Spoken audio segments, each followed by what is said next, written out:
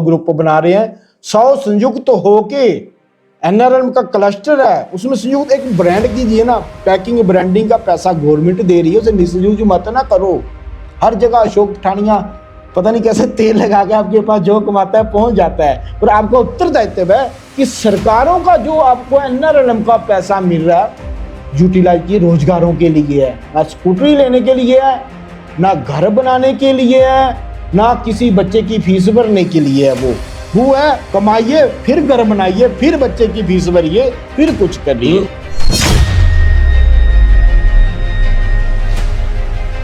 जो सरकारी संस्थान हैं जो कंटिन्यू है इनके जाए, जो इनको जब लार्ज स्केल में जाएंगे एक रेट भी बढ़िया होगा। आंगनबाड़ियों से लेके मिड डे मील से लेके जो पैक्स की जो कोऑपरेटिव सोसाइटी जिसे हम डिपू राशन के बोलते हैं, वहां पर इन स्वयं समूहों के उत्पाद जाएं तो उसमें क्वांटिटी में करके एक उचित दाम में भी चाहे 25 पैसे के मार्जिन पर रखे जाए तो स्थायी इनकम होगी जी। इनको सक्सेस यहीं पे है, बस निर्णय मंत्रिमंडल को भी लेना पड़ेगा। वो ब्यूरोक्रेट जो राष्ट्रीय ग्रामीण जीविका मिशन KVIC जो है PMGP PMKY जो भी है जो स्कीमें हैं, अरबों खरबों रुपया आप लोगों के लिए। अब कमी है तो सिर्फ क्या दृढ़ संकल्प की, क्योंकि लोग जो गोरे थे जो फिरंगी थे इन्होंने हमारी सहकारिता तोड़ के हमें नौकरी की मानसिकता बढ़ती है, बड़ी घातक है। हम भारतीय दूसरे मुल्कों में घुसपैठिए बन गए, आज 50 लाख रुपया लगा के गए घुसपैठिए बन के। जरूरत ही नहीं है भैया, हम दिहाड़ी लगाने के लिए पैदा नहीं हुए हैं। अपनी शक्ति ना आपको जगाना पड़ेगी, जिस तरह जमावंत ने हनुमान जी की बताई थी ना, आज मुझे हनुमान ही समझो आप कि हम भारतीय लेबर करने के लिए क्यों जाएं गल्फ में, क्यों जाएं वहाँ पे, जब सबसे बड़ी मार्केट हमारे इंडिया में है। इसरो से लेके नासा तक सबसे बड़े वैज्ञानिक कौन है, सर्वा कीजिए, इंडियन है। बड़े बड़े ऑपरेटर कौन है, होटल जो चला रहे हैं कौन है, इंडियन है। भाई जी अपने आप कीजिए, अपने आप को शक्ति जागृत कीजिए। देश में बहुत कुछ है, वफादार राष्ट्र के प्रति सबको साथ लेने वाले की जरूरत है। बस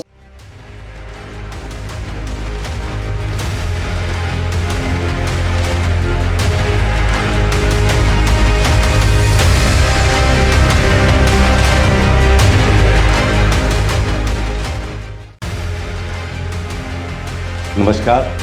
रोचक, मनोरंजक और ज्ञानवर्धक कहानियों के इस प्लेटफॉर्म हिमाचल बिजनेस पर आज हमारे खास मेहमान हैं अशोक पठानिया। अशोक पठानिया जी कांगड़ा जिला की इंदौरा तहसील के मलाड़ी गांव के रहने वाले। इससे पहले कि हम अशोक पठानिया से इनके मिशन के बारे में, उनके विजिट के बारे में बात करूं, मैं थोड़ा सा इनका परिचय करवा देना चाहता हूँ। अशोक पठानिया जी मूलतः इंजीनियर थे। इन्होंने ITI शाहपुर से ऑटोमोबाइल इंजीनियर की पढ़ाई की और उसके बाद ये खाड़ी देशों में चले गए, दुबई में चले गए। दुबई में इन्होंने ऑटोमोबाइल इंजीनियर के साथ साथ में सिविल इंजीनियरिंग में भी काम किया और सिविल इंजीनियरिंग में काम करते करते एक तरह से जो सिविल इंजीनियरिंग का काम करने वाली बड़ी मशीनें थी उनके ऑपरेटर बने और बाद में ये वहीं पे एक मास्टर ट्रेनर के रूप में इन्होंने काम किया, जो कि उन मशीनों को, उस मशीनरी को संचालित करने वाले लोगों को ट्रेंड करते थे। फिर एक दौर ऐसा आया कि जब इस देश के अंदर एक बड़ा आंदोलन हुआ जिसे अन्न आंदोलन के नाम से जाना जाता है। जन लोकपाल बिल को लेकर आंदोलन हुआ तो एक देशभक्त के नाते अशोक पठानिया के दिल में भी ये उमंग जागी कि क्यों ना अपने देश के इस आंदोलन में शामिल हुआ जाए। तो ये दुबई छोड़ के, उस टाइम पे कतर में थे, और कतर को छोड़ के ये वापस दिल्ली पहुँचे, अन्ना के आंदोलन में शामिल हुए। ये जो अन्ना आंदोलन के जो बड़े बड़े चेहरे थे उनके साथ में काम किया। तिरंगे की शान में मुंबई, दिल्ली, पंजाब और हिमाचल में हर जगह आया। और जब अन्ना आंदोलन के बाद ये जो एक संगठन था जो राजनीतिक संगठन में बदला, तो पठानिया जी ने अपनी उस एनर्जी को दोबारा से ग्रामीण विकास और खासकर महिला सशक्तिकरण की दिशा में मोड़ दिया। अशोक पठानिया जी ने हिमाचल प्रदेश में एक नया प्रयोग किया। इन्होंने गृहिणी स्वरोजगार संघ की स्थापना की और आज तक किन्नौर से लेके सिरमौर और भरमौर तक 1 लाख परिवारों की महिलाओं को ये इस संघ के साथ जोड़ चुके हैं। अशोक भाई, आपका बहुत बहुत स्वागत है। सबसे पहले तो हमने आपके सफ़र को बड़ा करीब से देखा हुआ है, बड़े नज़दीक से देखा हुआ है कि आपने कई एक्सपेरिमेंट किए ग्रामीण रोजगार को लेकर। खासकर आपकी जो प्लान थी कि जो आज हम इस दौर में जी रहे हैं, अगर घर में 4 लोग हैं तो हम चारों को काम करना पड़ेगा।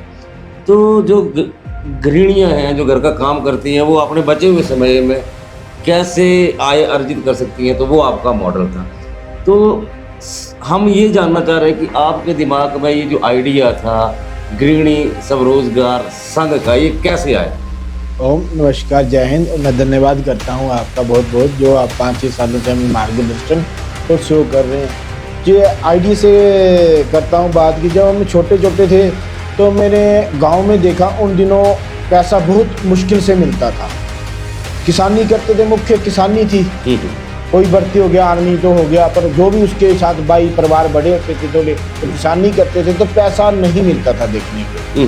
तो हमारी जो चाची ताइयाँ थी, तो एक ना शाल वाला आता था, तो शॉल वाला आता था। उन दिनों 20 रुपये 50 रुपये की शाल की कढ़ाई का काम करता था। तो मैं देखता था कि वो पूरा दिनों निकालती थी, और उन्हें महीने में लगभग महीने बाद जो था 1 साल 2 साल निकलते थे, 100-150 या 50 रुपये आते थे। तो उनके चेहरे पे एक बहुत बड़ी खुशी थी। हम छोटे छोटे थे तो उनके साथ जाते थे हम लोग भी अपनी चाची ताइयों के साथ। तो उस दिन हमें भी वो कुछ बाजी, जिसे हम बोलते हैं टॉफी, लेके दे देती थी, है ना, कोई खुशी होती थी। तो ये संबंध हमें बचपन से ही जुड़ गए। तो जैसे जैसे हम लोग बड़े होते गए तो बहुत सी चीज़ें देखी कि हमारी माता जी पीछे तो अपने मायके से बहुत अमीर घर से थी, पर जो जहाँ शादी हुई थी वो आर्थिक दशा से कमज़ोर वर्ग था। तो देखा कि जो संतरे का बाग है उसके नीचे मिर्चियाँ लगाते थे, तो मिर्ची तोड़ती थी और मिर्ची सुखा के बेचनी है, 200-250 रुपया जो भी आता था। एक बहुत बड़ी एनर्जी उनमें मातृशक्ति में पैदा होती थी। ठीक है। तो ये चीज़ें एक बस चुकी थी। दूसरा है, फिर मैं विदेशों में गया तो थोड़े हालात ठीक हुए, पर ये जज्बा जो देश के लिए था बचपन में ही था। तो अन्ना जी के साथ भी आपने जो चर्चा की, तो यही तो जब मैंने कतर में अभी ड्यूटी से आया ही था, हालांकि मैं एक बहुत ही कम सैलरी से ऊपर धीरे धीरे, उन दिनों अच्छी सैलरी हुई थी। कतर पेट्रोलियम के साथ अलिजापन एंड पार्टनर कंपनी में थे। एक अच्छा पैकेज था, वहाँ पेट्रोल निकलता था, तो अच्छा पैकेज था। अभी हालात नहीं देते थे रिजाइन देने पर। मैंने देखा था कि देश के लिए जब उसके मैंने पूरे बोला, ये तो बहुत ही अच्छा वो चीज़ है। तो 24 आवर का कोई ग्रेजुएटी नहीं दी। सभी इंजीनियरों ने कहा ठानी जी मत जा, सैलरी बढ़ा देते हैं। मतलब नहीं, अब देश का मसला आ गए हम लोग। तो जब राजनीति की ओर मुख कर गया जे, तो हम लोग द्वारा मैं फिर दुबई चला गया था। तो अब फिर सबसे पहले आप 2019 में इंडिया आए? नहीं, पहले 11 में आया ना, 2011 में आए। 1-2 साल इनको 2 साल दिए, फिर दोबारा चला गया दुबई में वापस। ठीक है। दुबई में चला गया।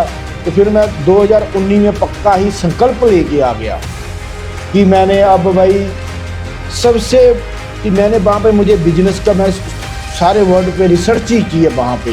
17 साल मैंने रिसर्च ही की है, कौन सी चीज़ कहाँ बिक सकती है क्या, और तो फिर बिजनेस सीखना है विदेशों में कैसा बिजनेस होता है। तो फिर फिलीपीन की एक कंपनी थी एम ग्लोबल बिजनेस, अच्छा, जो 23 कंट्री में उन दिनों काम करती थी ऑनलाइन हेल्थ के प्रोडक्टों का। फिर मैं वो भी ज्वाइनिंग किया और वहाँ से सीखा। फिर उस समय मुझे ध्यान आया कि सबसे लार्ज स्केल दूसरे नंबर पे, अब तो पहले पे आ गया, इंडिया की पॉपुलेशन है, तो खपत कहाँ पे है? इंडिया में। बिजनेस कहाँ पे है? इंडिया में। हम तो ऐसे 17 साल वहाँ पे बेकार कर दिए, ध्यान ही नहीं, कुछ सोचा ही नहीं, अपने मस्त है, सुबह गए शाम को आ गए। जब ये चीजें खटकने लगी मेरे मन में, तो हालांकि मैं ट्राई कर रहा था यूएसए के वीजे के लिए, जो टेम्परेरी निकल भी आए थे पेपर। तो बहुत से उन दिनों बुद्धिजीवी जो लोग थे, उन्होंने बोला पठानी जी मत जाओ, आपका उनको से चर्चा करता था, घर कर गया था ये विजन मेरा कि यार किसी को 15-20 हज़ार के लिए दुबई में क्यों आ रहे, क्योंकि मेरे साथ जो लेबर थी उनकी 15-20 हज़ार बहुत मुश्किल से 15,000 रुपया बचता है। 2-2, 3-3 साल घर नहीं आते, 12-12 घंटे ड्यूटी करते हैं, ये क्यों कर रहे हैं? जब हमने रिसर्च करी पूरी शक्तियों, तो 2019 में संकल्प लिया कि मैं बड़ी बड़ी कोठी नहीं डालूंगा। डाल सकता था, पैसे थे उस समय, पर मैंने अपने परिवार को बिठाया, उनको बताया कि ऐसा चीज़ है, ये लक्ष्य करना है। तो परिवार ने हरी झंडी दे दी, तो हम इस लक्ष्य की ओर कूद पड़े।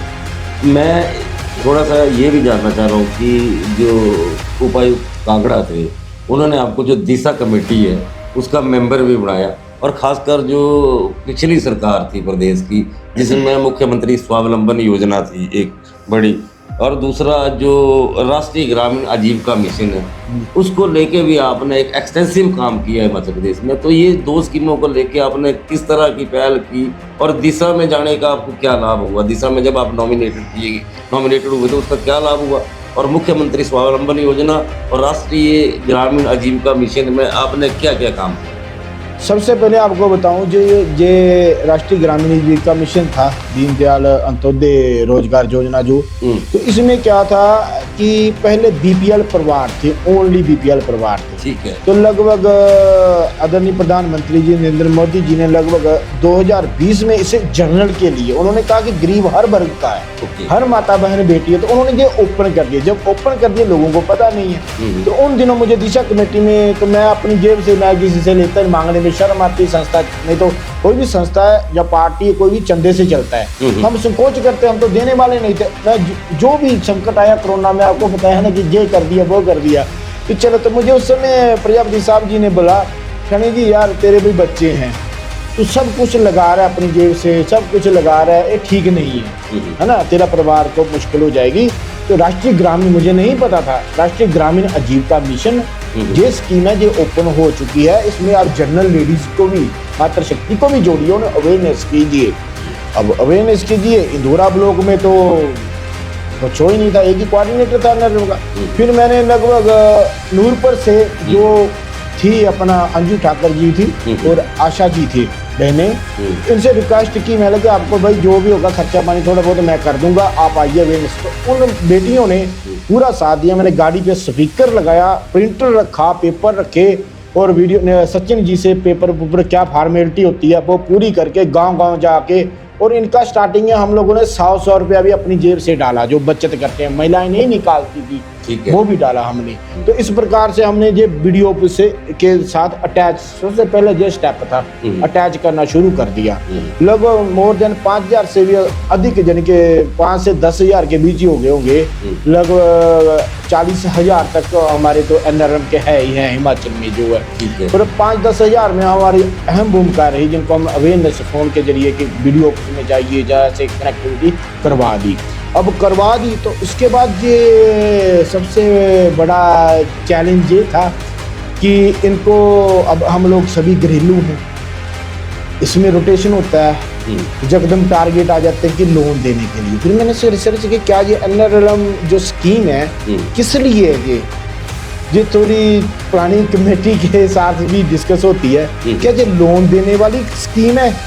आप उन अनट्रेंड बोलूंगा, बिजनेस में अनट्रेंड है, उन महिलाओं को 3-3 लाख रुपया लोन दे रहे हैं, बढ़वाओगे कैसे?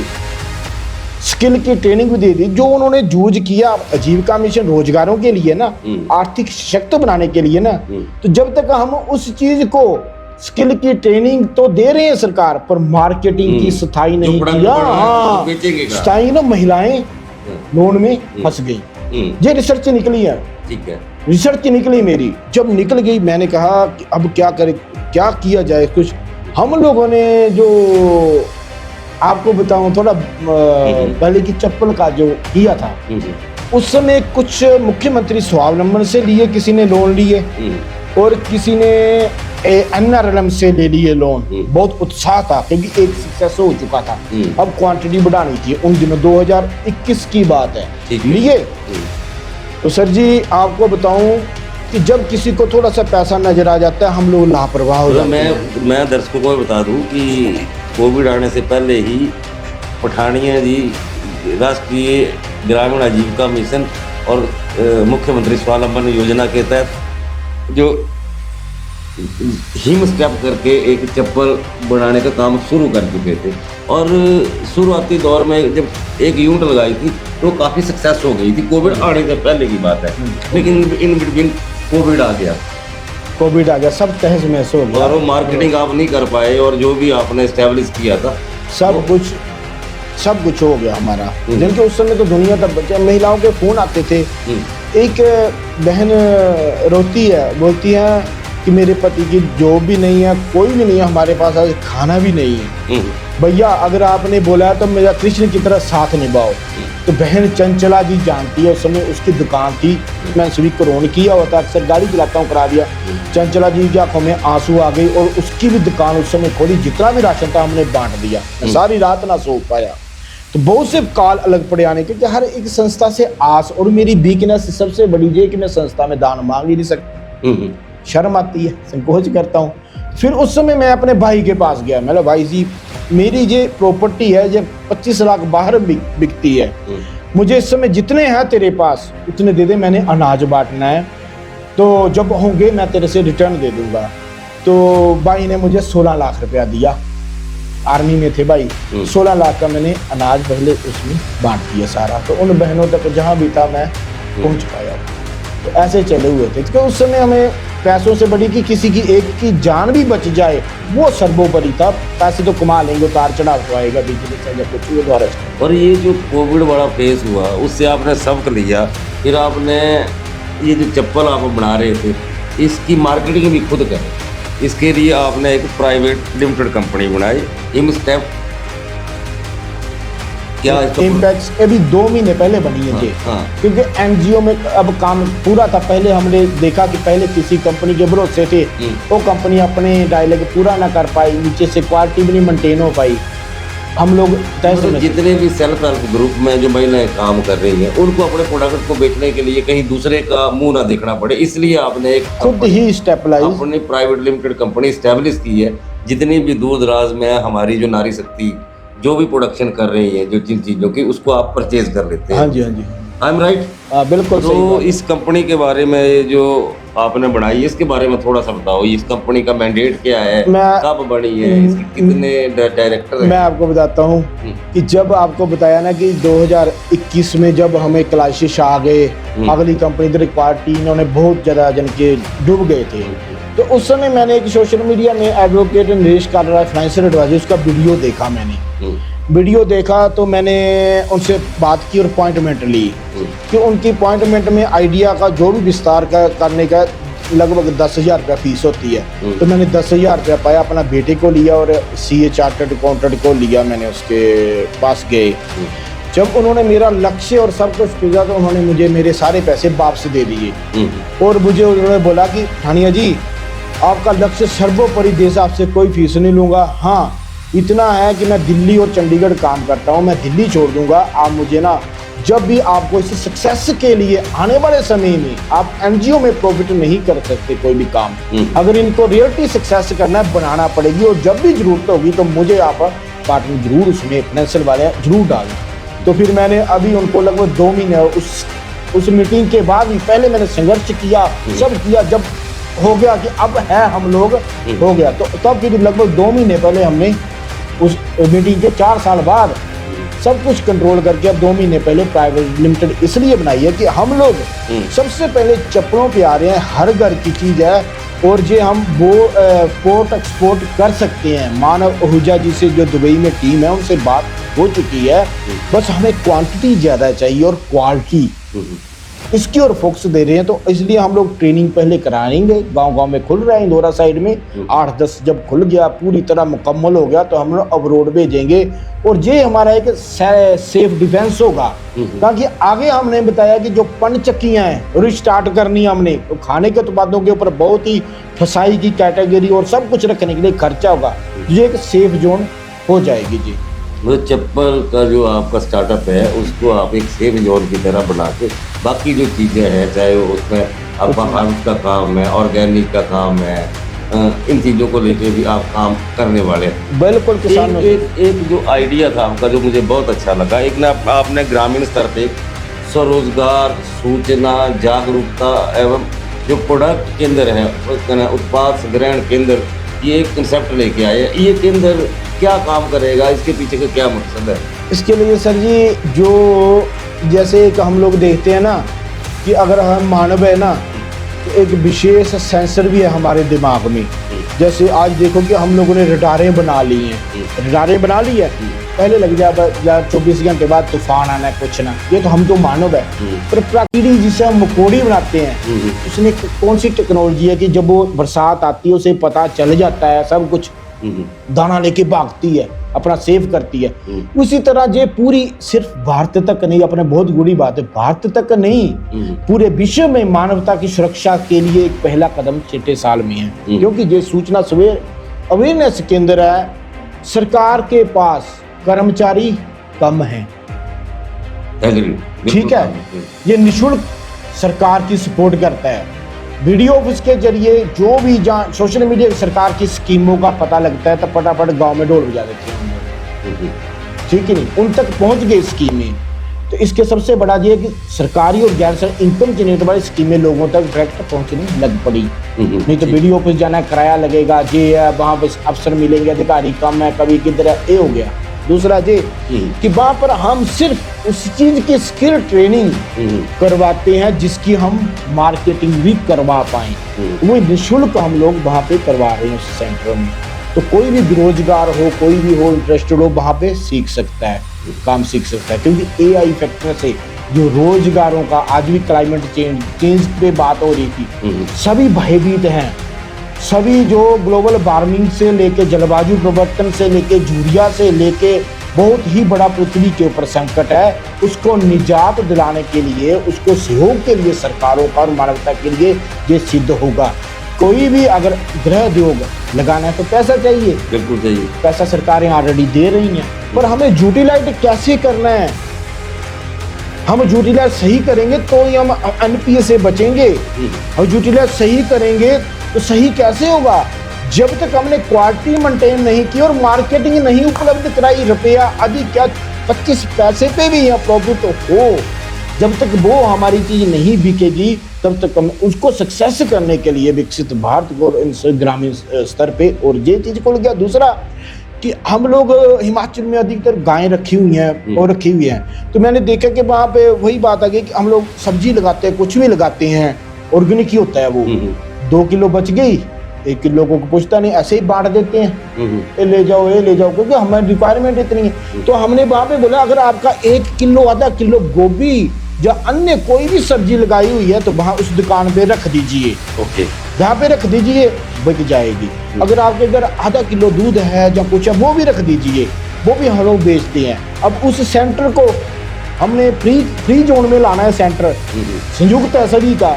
अगर मैंने वहाँ पे रख दिया, मेरी 100 रुपए की चीज बिक गई है, उसमें हम 2 रुपये उस सेंटर को दे दिए, जिससे वहाँ पर माताएं बहनें बेटियां जो बैठी हुई हैं बेचने वाली, उनको और उसका किराया बिजली का बिल सारा निकल रहा है। तो ऑटो मूड पे आ गया, फिर इस मूड पे हम लोग काम कर रहे हैं। ये जो आपका 7-8 सालों का स्ट्रगल है, खासकर वीमेन एम्पावरमेंट में या रूरल एम्पावरमेंट में, इसको देख के अब जो सरकारी विभाग है, चाहे वो केंद्र के हो चाहे वो स्टेट के हो, जैसे हम बात करें नाबार्ड या CSIR पालमपुर या प्रदेश का उद्योग विभाग, ये तीनों जो संस्था है ये आपकी मदद को आगे आए, तो मैं सबसे पहले तो ये जाऊँगा कि ये जो उद्योग विभाग है हिमाचल प्रदेश का, ये आपकी किस तरह से मदद कर रहा है? मैं बोलता हूँ कि जब राकेश प्रजापति जी कांगड़ा से गए थे ना, सच्ची बात बोलता हूँ, मैंने 2 दिन खाना नहीं खाया था, क्योंकि एक जो भी था, जो मैंने अफसर राकेश प्रजापति और आदरणीय IAS राघव शर्मा जी और JM पठानिया जी है ना, इनसे ही मेरा 3 से बहुत ज़्यादा लगाव था। जैसे जज्बाती हूँ, मुझे बार बार कहते हैं वो जज्बाती, तो मैंने 2 दिन खाना ही नहीं खाया यार। अभी तो हमारे काम लगे चलने, अभी साहब चले गए, नए आएंगे, पता नहीं कैसे होगा, क्या नहीं था। पर उसका फायदा ये गया कि उनको मिला औद्योगिक विभाग। फिर मैंने कॉल किया उनको, कॉल उठा लेते हैं, देखो इतने बड़े अधिकारी हैं बेचारे, मैं रात को भी 10 बजे भी कॉल करूँ, 12 बजे वो ऊपर सारी दे ब्यूरोक्रेटी उठा लेते हैं। फिर उन्होंने मुझे बताया, तो जब चप्पलें बनाई, बोलते क्या कर, मैंने चप्पलें, बोलते बताओ तो सही कैसे बना रहे हो चप्पलें। फिर उन्होंने, मैं बोलता कि हमारे ADA साहब हैं आदरणीय किलकराज शर्मा जी, तो उनसे बुलाया और उनको बताया यार ये जेन्युइन काम कर रहे हैं, इनकी जो सपोर्ट हो सके आप थोड़ा देखिए, चेक कीजिएगा, सही लगे तो कीजिए। तो अब मैं बताऊं कि ADA साहब जी का अतिरिक्त नहीं दे सकते, हाँ जी, जो भी हाँ, अतिरिक्त निदेशक तिलकराज शर्मा जी, है ना, उनका बहुत बहुत आभार है। उन्होंने 4-5 बार मुझे बुलाया, समझा और सब कुछ। तो जो हो सकेगा पब्लिक उसके लिए वो उत्तरदायित्व भी देने वाले हैं। तो जब मुझे उनके बारे में, मैं सही बात किसी के बारे में जानने से, किसी से अधिकारी से भी मिलने से पहले ना, अब लगभग 1-2 साल से मैं पहले जानता हूँ उनका। जब उनकी बैकग्राउंड देखी है ना, तो वो मुझे झकझोर गई कि वो ऐसे परिवार से थे जहाँ फीस भी नहीं थी, जूते भी नहीं थे, ऐसा स्ट्रगल किया है। तो भगवान ने ऐसे उनके महानुभावों के चरणों में लगाया है और वहाँ तक पहुँचाया जिन्हें कोई ऊपर वाले की संरचना है, कुछ बेहतर ही होगा। बहुत ही तो धन्यवाद करता हूँ मैं एडीआई साहब जी का, औद्योगिक विभाग का, कि जिन्होंने इतनी अच्छी डीलिंग की। काम होंगे नहीं होंगे वो अलग बात है, पर उन्होंने पूरा प्रयास देकर हमारा मार्गदर्शन किया। जो भी होगा हम हिमाचल के लिए वचनबद्ध हैं। और मैं आदरणीय रूरल डायरेक्टर है जो पंचायती राज के, आदरणीय राघव शर्मा जी का, कि उनका भी बहुत बहुत धन्यवाद है कि उन्होंने बोला कि गवर्नमेंट की जो स्कीमें आई हैं 40,000 प्रत्येक महिला को अगर काम बढ़ाना है उसके लिए, तो उसके लिए पूरे हिमाचल में जितनी भी महिलाएं हैं जहाँ तक है पहुँचाओ, उनको ऊपर काम करवाओ। तो वो भी करोड़ों रुपए का फंड महिलाओं के पास जा चुका है। तो नवाड की बात आता हूँ, वहाँ भी पठानिया साहब जी बैठे हुए, डीडीएम हिमांशु साहू जी है। एक हिमांशु साहू जी का बताऊँ, एक भगवान का बेटा हुआ रिश्ता है हमारे लिए, तो उन्होंने भी पूरी हेल्प हमारी की है। तो मैं वही बोलता है, देवभूमि देव जैसी रूहें अगर आ गई हैं, तो मैं भी आश्वासन दिलाता हूँ कि मैं कोई ऐसा काम नहीं करूँगा जिससे कि आपके मान सम्मान को ठेस पहुँचे। तो मैं पूरी लगन से दिन रात हम लोग सक्सेस के लिए बैठे हैं। अशोक भाई, आज आपकी CSIR पालमपुर में बैठक थी, हाँ जी, हाँ और जहाँ तक मुझे समझ है कि CSIR पालमपुर का काम जो है वो टेक्नोलॉजी ट्रांसफ़र का ज़्यादा है। तो आज किन मुद्दों को लेके आपकी बात थी, और ये जो बैठक है इसमें आपका जो MOU हुआ वो क्या था? सर जी, मैं बोलता हूँ कि कोई ना, क्या बोलूँ ना, मैं एक, आप शंकी भी बोल सकते हो मुझे, शंकी टाइप का बोल नहीं सकते, कोई परवाह नहीं है मुझे, कि एक बेटी है सिमरन पटियाल, सीमा जी बोलते हैं पटियाल जहाँ से। तो हमने कुटुंब में पूरे भारत से लगभग 12,000 से ऊपर बेटियां जुड़ी हुई हैं, भाई भी जुड़े हुए हैं रोजगारों के। तो वो वहाँ से मिली, मुझे फ़ोन करती, मिली आज भी नहीं है, आज आई थी, उसके पास भी टाइम अभाव था, मिली आज भी नहीं है, 2-4 साल से हमारे साथ होगी। तो बोलती है भैया मैं ये टेक्नोलॉजी, मुझे तो पता भी नहीं था कैसी। बोलती है हम फूल होते हैं, इसको 10-12 साल ख़राब नहीं होते, ये टेक्नोलॉजी है, मैं आर्ट जानती हूँ, मुझे मार्केटिंग का कुछ कीजिए। तो अचानक मैंने जब ये बहुत से ग्रुपों से जुड़ा हूँ ना, तो केरला साइड, साउथ साइड से एक मुझे ना तस्वीर की वो आई, डिमांड आई मार्केटिंग। बोलता है भैया जी आप ये हनुमान जी की ये तस्वीर आप मुझे भेज सकते हो। उसी समय मुझे खटका उसका नाम पटियाल जी का, मैंने उसको कॉल की, तो उसके तो उसके ना पहले नंबर नहीं लग रहा था। मैंने अब क्या करूं, अर्जेंट कोई गाहक आया है, तो मैंने ऑनलाइन ही CSR के जो फ्लोरिकेशन का रिसर्च की, तो डॉक्टर पूनम जी की मेल मिली मुझे। मेल में तो मेल कर दिया मैंने ऐसे ऐसे आ रहे हैं ग्राहक, आ रहे हैं किसी बहन बेटी का, अगर ये क्या क्या आर्ट है, क्या कीमत होती है, मुझे इसके बारे में एक्सप्लेन कीजिए। फिर अचानक उनका कल ही फ़ोन आया, तो उनका फ़ोन आया तो बोलते हैं फनी जी ऐसे ऐसे। फिर उन्होंने जब पूरा किया तो उन्होंने अपनी कमेटी से डिसीजन की कि ऐसे ऐसे, तो उन्होंने मेरी प्रोफाइल भेजी, मैंने देखी, तो बोलते हैं ठानी जी ऐसे कि हम लोग आपको ये फ्लोरिकेशन की जो टेक्नोलॉजी है, कैसे इसको फूल करके कि 10-12 साल खराब हो, टेक्नोलॉजी प्रवर्तित करेंगे और अपनी महिलाओं को ट्रेनिंग से लेके पूरी हम लोग सेव करेंगे। आप एक अच्छा काम कर रहे हैं। मतलब फूलों से जो पेंटिंग बनाई जाती हैं, अब इंदौर की महिलाएं भी मतलब वो फूलों से पेंटिंग बनाई, पूरे हिमाचल की कहीं भी कोई इंटरेस्टेड होगा, पूरे हिमाचल का किया है अशोक भाई। पर मुझे जहाँ तक पता है कि सबसे ज़्यादा आपका फोकस तो जो आपकी अपना ब्लॉग है या अपनी तस्वीर ज़्यादा रहा है। तो शुरू में, और आपके जो हम उस दौर के साथी है अपनी प्रैक्टिकल देखते हैं, तो शुरू में आपका जैसे सीरा, बड़ियाँ, इस तरह के खाने की जो उत्पाद थे उसमें आपने इनिशिएटिव लिया था, लेकिन धीरे धीरे वो उत्पाद आपके गौण होते गए और ये चप्पल वाला जो काम है वे आगे आता गया। तो मैं ये जा रहा था, जैसे आपके साथ 1 लाख महिलाएं जुड़ी हुई हैं, तो 1 लाख महिलाओं के लिए रोजगार, स्वरोजगार की अवसर तलाश करना, और अलग अलग जगह स्थितियाँ अलग अलग है, तो किस तरह से कर पाएंगे? सर जी अवसर अवेलेबल है, पैसा भी अवेलेबल है, दृढ़ इच्छा शक्ति तो बस संकल्पित आदमी चाहिए मुझे। हर गांव में एक संकल्पित मिल गया तो 6 महीने के अंदर ही चेंज हो जाएगा सब कुछ। पैसे की कोई कमी नहीं, गवर्नमेंट की स्कीमें अनलिमिटेड स्कीमें हैं, वो पता लग गया। अब तो ये चीज़ भी लग गई भाई जी, ये चीज़ अगर हम 10 आदमी बना रहे हैं, आप भी सीरा बना रहे हो, जे भी सीरा बना रहे हो, जे भाई जी इसका तो कंपटीशन नहीं है। इसका हम लोग डॉक्टरों से कराते हैं, पूरा इसका बताते हैं लोगों को क्या चीज़ है, एक स्पेशल मेडिसिन डिश उभर के आएगी। मैंने आपको बताऊं कि मेरे साथ एक डॉक्टर राम स्वरूप जी है, जगराते ये करते थे 15-20 रात जगराते की। उसके भाई की ना भाई भी साथ में साज का काम करते हैं। नींद डिस्टर्ब हो गई, डॉक्टरों की A to Z दवाई खोलाई, मेंटली हो गया कोई डिस्टर्ब काम, कुछ नींद नहीं आनी जब कुछ भी। लास्ट में जब किसी देसी हकीम ने ही उसे बोला कि जब जो सीरा था वो खाइए जी, 7 दिन खाया उसकी बीमारी गायब हो गई। तो ये सीरा है जो एक मेडिसिन है, इसको प्रमोट कर सकते हैं। अगर हम 100 ग्रुप बना रहे हैं, 100 संयुक्त तो होके NRLM का क्लस्टर है, उसमें संयुक्त एक ब्रांड कीजिए ना। पैकिंग ब्रांडिंग का पैसा गवर्नमेंट दे रही है, उसे मिसयूज मत ना करो। हर जगह अशोक ठानिया पता नहीं कैसे तेल लगा के आपके पास जो कमाता है पहुंच जाता है। पर आपका उत्तरदायित्व है कि सरकारों का जो आपको NRLM का पैसा मिल रहा है यूटिलाइज रोजगारों के लिए है, ना स्कूटरी लेने के लिए है, ना घर बनाने के लिए है, ना किसी बच्चे की फीस भरने के लिए है। वो है कमाइए, फिर घर बनाइए, फिर बच्चे की फीस भरिए, फिर कुछ करिए। उस पैसे को कहीं ना कहीं आप सब रोजगार में इन्वेस्ट कीजिए। हाँ आप हाँ रोजगारों में लगाइए। जैसे हम ये देखते आ रहे हैं जो सेल्फ हेल्प ग्रुप बने और जो इकोनॉमिकली वाइबल भी हुए, जिन्होंने लोन भी लिया सेल्फ हेल्प ग्रुप ने, और मैक्सिमम सेल्फ हेल्प ग्रुप का जो हमने देखा है कि उन्होंने वो खाने से रिलेटेड प्रोडक्ट बनाती हैं वो। और जो जैसे जितने भी यहाँ पे फेयर्स होते हैं, जैसे आजकल शिवरात्रि मेला चल रहा है मंडी में, या कुल्लू का दशहरा होता है, या यहाँ के बाकी जो मेले हैं, सुजानपुर का मेला है, गोपालपुर का होली मेला, तो छोटे छोटे उन महिलाओं के स्टॉल होते हैं। और अमूमन हमने एक पत्रकार के नाते जब भी पूछा तो मार्केटिंग एक बड़ी, जो सेल्फ हेल्प ग्रुप के लिए एक मार्केटिंग बड़ा इशू रहा है। उनके प्रोडक्ट बनाना उनके लिए आसान है, उनके पास उस तरह की बनाने का हुनर भी है, टेक्नोलॉजी भी है, लेकिन जो मार्केटिंग है, तो आपको नहीं लगता है कि एक ऐसा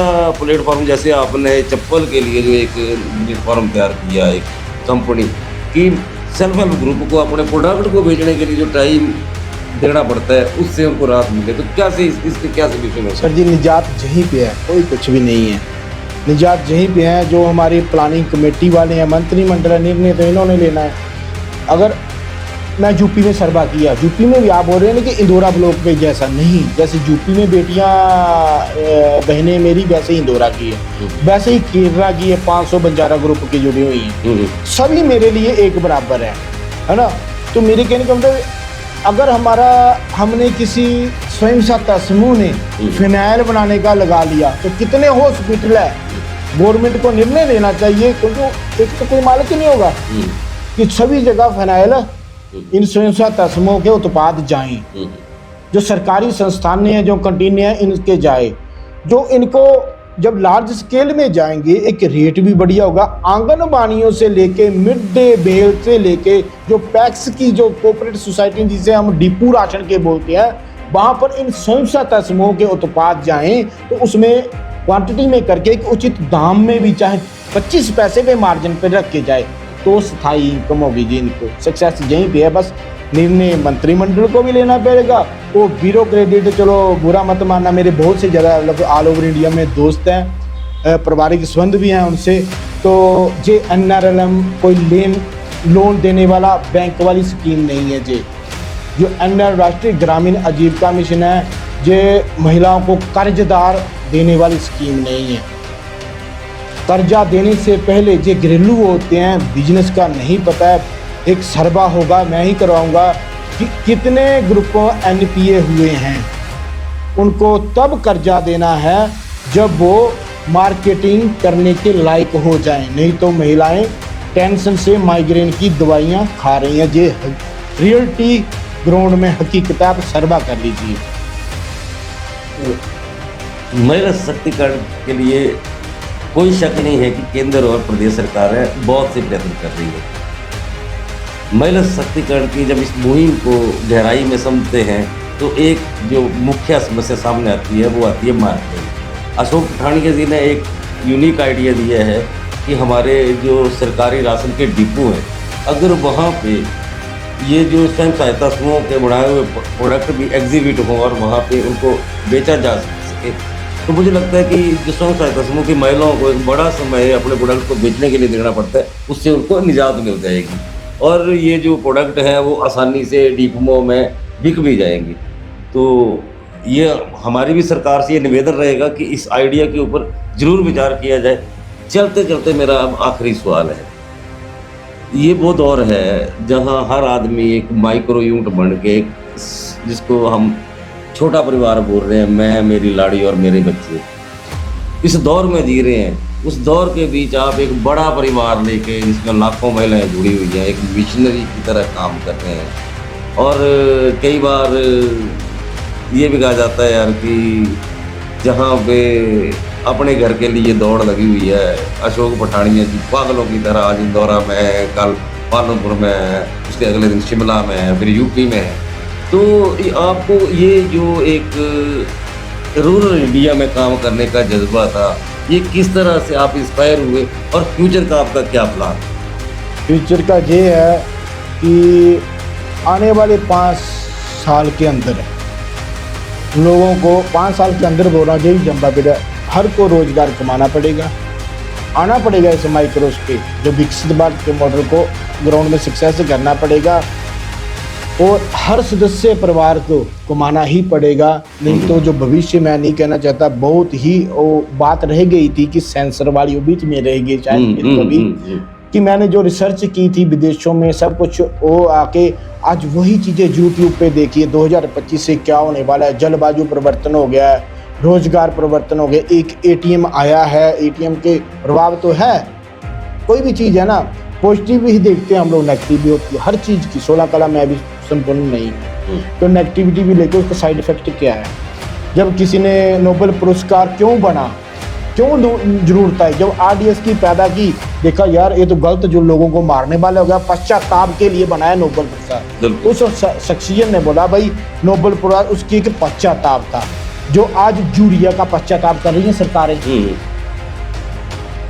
पेट्रोल का पश्चाताप कर रही हैं सरकारें, अब सोलर की ओर आ रही हैं, बिल्कुल आ रही है ना, ये एक पश्चाताप का स्टार्ट करना ही पड़ेगा कि अपने बच्चों को स्किल के छोटे मोटे ऑर्गेनिक पे आइए, सोलर पावर का भी यूज कीजिए और ग्लोबल वार्मिंग की जो क्लाइमेट चेंज है उससे भी लोगों को बचाना है।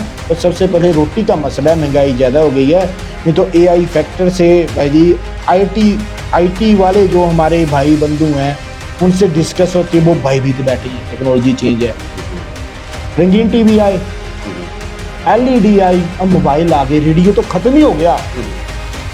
और एक चीज़ और बताऊं, थोड़ा टाइम ज़्यादा तो नहीं ले लेगा क्योंकि मन की बात मन में ना रह जाए, ठीक है नहीं, कि राजस्थान सरकार ने, कल पढ़ा है मैंने सोशल मीडिया में, जो बैल आप लौट के में जो बैलों से खेती करेगा किसान, उसे 30,000 रुपया सालाना दिया जाएगा।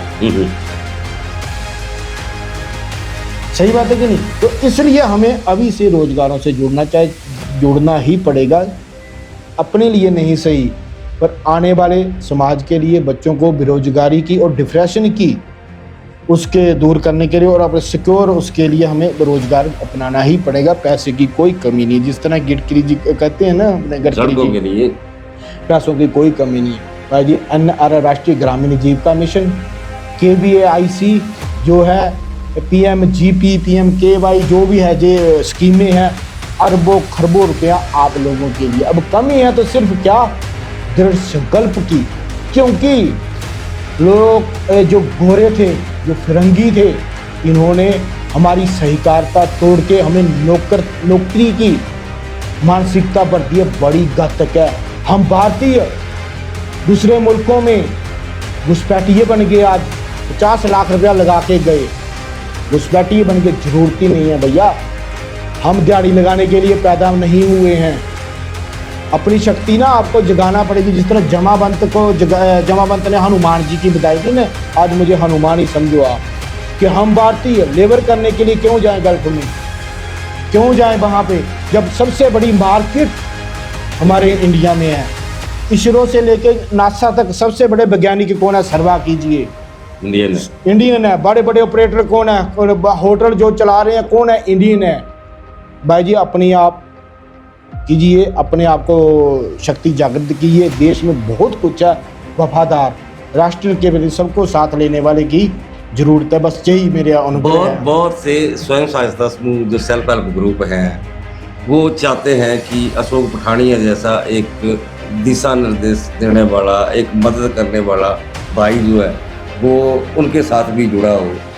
तो मेरा आपसे निवेदन है कि कृपया ऐसे जो सेल्फ हेल्प ग्रुप हैं जिनको किसी टेक्निकल सहायता की ज़रूरत है, किसी इस तरह की और मदद की ज़रूरत है, सरकार की योजनाओं से संबंधी सूचनाओं की ज़रूरत है, तो उनके लिए अशोक पठानिया जी आप अपना नंबर जरूर बोलें। कोई बहन या कोई सेल्फ हेल्प ग्रुप आपसे कॉन्टैक्ट करना चाहता है। हाँ, इसके ऊपर कई बार मैं फ़ोन नहीं उठा पाता तो व्हाट्सएप पे मैसेज के लिए देर सवेर रिप्लाई आप अपना व्हाट्सएप नंबर, उसके लिए मेरा 8629859705। एक बार फिर 8629859705। और आप कहीं भी होंगे, ऑल ओवर इंडिया में कहीं भी होंगे तो फ़ोन के माध्यम से पहले समझा, अगर मुझे आना भी पड़े तो मैं निःशुल्क सेवा से बिना पैसे के आऊँगा, बशर्ते कि आने का मेरा समय और मेरा धन बहुत ज़्यादा कीमती है। क्योंकि मेरी संस्था किसी से दान नहीं लेती, ना ही कुछ वो करती है, ना सरकारों से 1 रुपया भी लेती है। अभी तक हम लोग खुद ही कमाते हैं, वो इसी के ऊपर लगाते हैं। तो आप लोगों के पास मैं आऊँगा, पर आपने पीछे नहीं हटना, वो सक्सेस करनी है चीज़, मैं आऊँगा। और दूसरा ये एक अनुग्रह करूँगा कि एक हिम स्टेप नाम की एक चप्पल है, अमेजोन पे आ चुकी है, वो आप जरूर खरीदिए। ये एक रोजगारों का पहला स्टेप है, उससे जो भी प्रॉफिट होगा वो 99-100% है, जो सभी को जो भी हैं इनके साथ बेचारे लगे हुए हैं उनको देने के बाद कुछ हिस्सा जो भी प्रॉफिट है वो आप ही के गांव में रोजगारों के ऊपर लगेगा। आप तक हम तब पहुंच पाएंगे, क्योंकि चंदा तो लेते नहीं ना, अगर चप्पल बचेंगी, अगर 25 पैसे आएंगे तो वो आपके तेल के ऊपर लग के अपने गांव तक पहुंचने में मदद करेगा। इसलिए हिम स्टेप चप्पल अमेजोन से आप जरूर खरीदें, हमें शक्ति मिलेगी। तो अशोक पठानिया जी हमारे स्टूडियो में आए, बड़ी बातें की हमने महिला सशक्तिकरण को लेके, सरकारी गैर सरकारी योजनाओं की जो हमारे ग्रामीण भारत का चेहरा बदल सकती है और अतिरिक्त आय जो है वो ग्रामीण कमा सकते हैं। और आपने अपने प्रोडक्ट के बारे में भी कहा कि आपकी जो हिम स्टेप जो एक प्रोडक्ट है, जो हवाई चप्पल है, वो ऑनलाइन उपलब्ध है, आप खरीद सकते हैं। बाकी हमारा जो जूते चप्पल का काम करते हैं यहाँ पे स्थानीय जो व्यापारी हैं वो भी अशोक पठानिया जी से, इस वीडियो में उनका नंबर है, इस तरह की चप्पल मंगवा सकते हैं। इन चप्पलों को खरीदने से सबसे पहला उन सेल्फ हेल्प ग्रुप का होगा जो इस उत्पाद के निर्माण में लगे हुए। ऐसी ही रोचक, मनोरंजक, ज्ञानवर्धक और रोजगार से जुड़ी हुई कहानियाँ लेकर हम आपके सामने हाजिर होते रहेंगे। पठानिया जी बहुत बहुत धन्यवाद। जल्द ही हम फिर मिलेंगे किसी नई चर्चा के साथ। बहुत बहुत धन्यवाद। जय हिंद, जय भारत।